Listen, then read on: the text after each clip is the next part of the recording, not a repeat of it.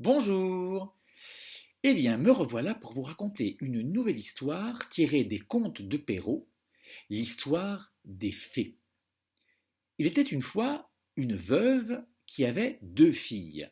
L'aînée, Fanchon, était tellement désagréable et tellement hautaine, tellement prétentieuse que quand on la voyait, on voyait bien sa mère. C'était le même portrait. La cadette, Javotte, était douce, gentille, délicate, aussi gentille que son père qui n'était plus de ce monde. Mais la mère préférait par-dessus Fanchon. Et chaque fois qu'elle s'adressait à la petite Javotte, elle criait, elle hurlait. Javotte, viens ici. Alors, qu'est-ce que c'est que ça? Tu n'as pas fait les carreaux, ils sont sales à faire peur. Si tu ne les nettoies pas le plus rapidement possible, tu seras battu comme plâtre. Et la pauvre enfant exécutait ce que lui disait sa mère, car elle était bien persuadée qu'il ne fallait pas contrarier jamais sa maman. Mais sa maman n'était jamais contente, et elle lui criait toujours, après. Mon Dieu, qu'est-ce que c'est que cette vaisselle? Mais elle est sale, tu l'as mal nettoyée. Je vous assure, ma mère, tais-toi. Tais-toi, ne fais pas l'insolente, car si tu continues, je te battrai comme plâtre. Et cette eau, qu'est-ce que c'est que cette eau que tu m'as donnée pour me nettoyer le visage? C'est l'eau de notre fontaine, ma mère. Elle est boueuse. Tu veux donc gâter mon visage? Oh, tu es tellement épouvantable. Tu tiens vraiment à me chagriner, à me faire pleurer après toute la peine que je me suis donnée pour t'élever. La pauvre enfant ne disait rien et laissait passer la colère de sa mère. Puisque c'est comme ça, puisque je suis incapable de faire les choses correctement, tu iras désormais au puits au fond de la forêt pour me puiser un plein seau d'eau afin de nettoyer mon si beau visage. Mais le puits est loin, mais ah, tais-toi, ne fais pas l'insolente, tu feras ce que je te dis ou je te battrai comme plâtre. La pauvre enfant prit le seau et se rendit dans la forêt au plus profond pour aller trouver le puits et y puiser de l'eau. Quand elle se trouva auprès du puits, elle laissa tomber le puits tout au fond et remonta de l'eau.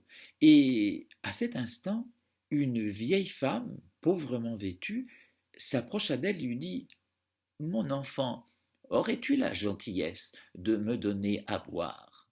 La jeune fille lui répondit Mais certainement, madame. Elle prit un petit gobelet qui se trouvait là et lui donna à boire un petit peu d'eau qu'elle avait puisée dans le puits. Merci, mon enfant, tu es si douce, si gentille et si serviable que je veux te faire un cadeau. Désormais, dès que tu parleras, il te sortira de la bouche soit des bijoux, soit des pierreries. Et la jeune fille s'en retourna chez elle. Sa mère était déjà à la porte, prête à la gronder pour n'importe quelle raison. Te voilà. Tu as mis du temps. Qu'as-tu fait? Tu as traîné, feignante. Oh, je te battrai comme plate. Mais ma mère, je vous assure. Et dès qu'elle eut ouvert la bouche, il lui sortit de la bouche des diamants, des perles et des bijoux. Oh mon Dieu! Qu'est-ce que c'est que ça? Mais c'est un enchantement. Que t'est-il arrivé? Et la jeune fille raconta son histoire.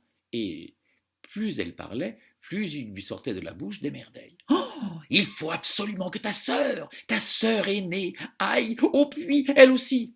Fanchon, Fanchon, oui, ma mère, quoi, qu'est-ce qu'il y a? Venez ici.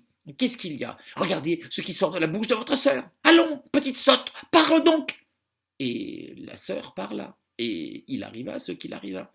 Désormais, je veux que toi aussi, ma Fanchon d'amour, tu ailles au puits et tu parles à cette dame et que tu lui donnes à boire, et il te sortira de la bouche désormais des pierreries, des diamants, des bijoux, et nous serons riches, riches à merveille. Oh, c'est formidable. Oh, mais je n'ai pas envie d'y aller. Allez gâter ma robe pour aller au puits. Ah, tu feras ce que je te dis, ou toi aussi je te battrai comme plâtre. Fanchon prit ses affaires, prit une cruche et se déplaça jusqu'au puits au fin fond de la forêt.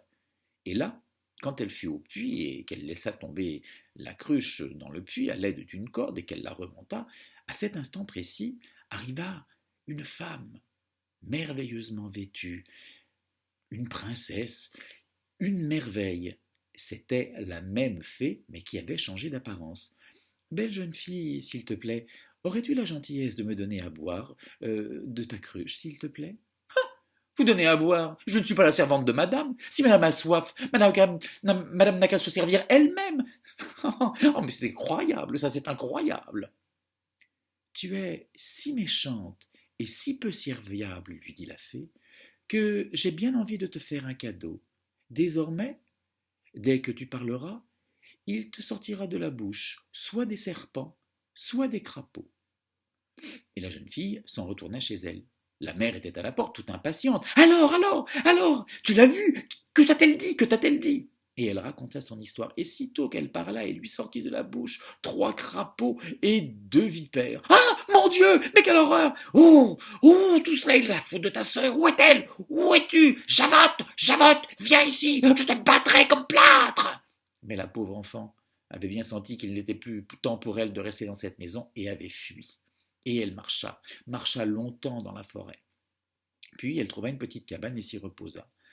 Au matin, tout à coup, un jeune homme passant dans la forêt s'arrêta près de la cabane et vit la jeune fille endormie.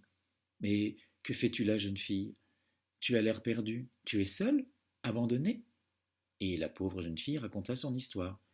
Et il lui sortit de la bouche des diamants, des pierreries et des perles précieuses. Le prince fut émerveillé, et il se dit qu'une beauté pareille, on ne devait pas la laisser passer, et qu'il n'était pas besoin de lui demander quelle était sa richesse, puisque sa richesse lui sortait de la bouche. Dès qu'il la vit, il tomba amoureux, il l'épousa, et ils vécurent heureux très très longtemps. Quant à la sœur aînée, tout le monde se mit à la détester, sa mère aussi, elle la chassa, et elle passa le reste de sa vie, seule, abandonnée, au fin fond de la forêt. Voilà, c'était l'histoire des fées, tirée d'un conte de Charles Perrault. Eh bien, j'espère qu'elle vous aura plu, et puis je vous souhaite une bonne journée, et je vous dis à bientôt.